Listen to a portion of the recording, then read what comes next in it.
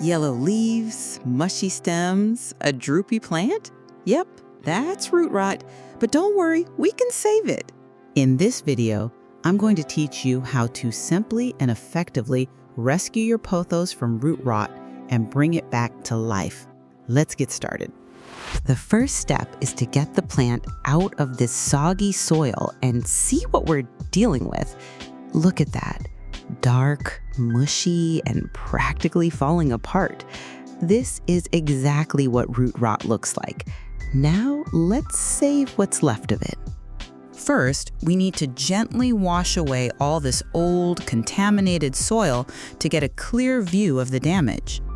Now for the most important part.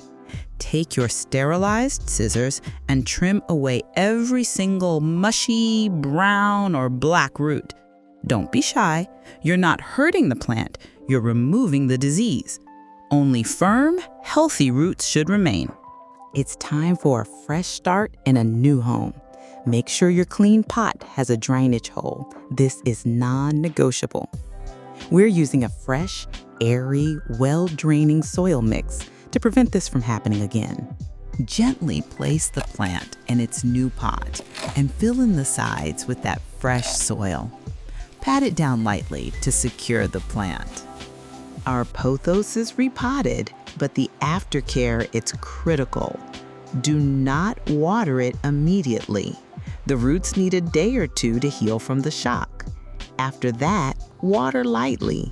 The golden rule from now on is to only water when the top 2 to 3 inches of soil are completely dry. This is how you prevent root rot forever. And just like that, our rescue mission is complete. This pothos has a brand new lease on life. If this was helpful, a like and subscribe is always appreciated. For everything else, you know what to do. Just leave it to me.